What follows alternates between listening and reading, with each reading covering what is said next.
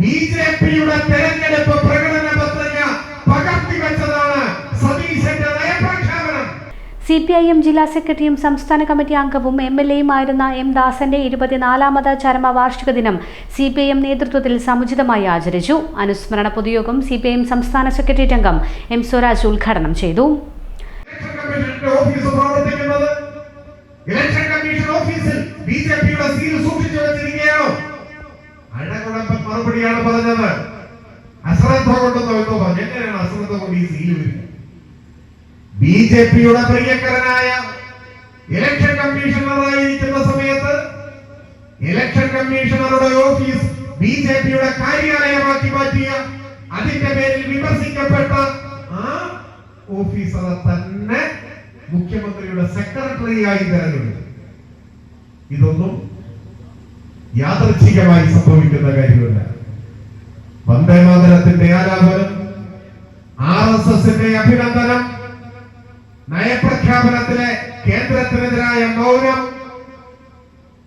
RSSന്റെ ഇഷ്ടക്കാരനെ സെക്രട്ടറിയായി സ്വീകരിക്കുന്നത്, ഇത്രയുമായപ്പോ ബിജെപിയുടെ സംസ്ഥാന പ്രസിഡന്റ് പറഞ്ഞു, ഈ നയപ്രഖ്യാപനത്തോട് ഞങ്ങൾക്ക് എതിർപ്പില്ല. ഈ നയപ്രഖ്യാപനം സത്യത്തിൽ കോൺഗ്രസ് ഗവൺമെന്റിന്റെ നയപ്രഖ്യാപനമല്ല, ഇത് ബിജെപിയുടെ പ്രകടന പത്രികയാണ്. ഇതിൽ പരം ലജ്ജാകരമായ ഒരു കാര്യമുണ്ട്. ബിജെപിയുടെ തെരഞ്ഞെടുപ്പ് പ്രകടന പത്രിക പകർത്തിവെച്ചതാണ് സതീശന്റെ നയപ്രഖ്യാപനം എന്ന് ബിജെപി പറയുകയാണ്. ഒരു വാക്കുകൊണ്ട് പോലും തിരുത്താൻ കോൺഗ്രസ് തയ്യാറായില്ല. ബിജെപിയുടെ സംസ്ഥാന പ്രസിഡന്റ് നേരിട്ട് മുഖ്യമന്ത്രിയുടെ ഓഫീസിൽ വന്ന് അദ്ദേഹത്തെ അഭിനന്ദിച്ചിട്ട് പറഞ്ഞു, ഞങ്ങളുടെ സകല പിന്തുണയും. ബിജെപി പിന്തുണ പ്രഖ്യാപിച്ചു.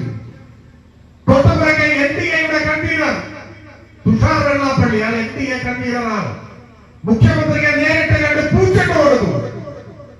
കേരളത്തിൽ ഇപ്പോ സംഘപരിവാരവും കോൺഗ്രസും രണ്ടല്ല, രണ്ടും ഒരുമിച്ചാണ്. ഒരേ മനസ്സോടെ ഒരേ ചുവടുവയ്പ്പുകളോടെ മുൻപോട്ട് പോയിക്കൊണ്ടേയിരിക്കുകയാണ്. ഇനിയും ഏറെ ഉദാഹരണങ്ങളുണ്ട്.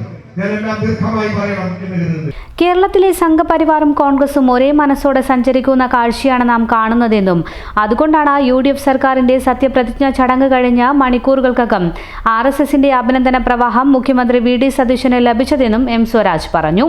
Onchiyam area secretary TP Bineesh, R. Gopalan തുടങ്ങിയവർ സംസാരിച്ചു. ഇതുപോലെ നല്ല സുന്ദരിയായിരിക്കണം. അപ്പോ കല്യാണ പെണ്ണോ? അത് ചിറ്റപ്പന്റെ ഇഷ്ടം. ഇത് മതിയോ? ചിറ്റപ്പ. പാർക്കോ ഗോൾഡ് ആൻഡ് ഡയമണ്ട്സ്.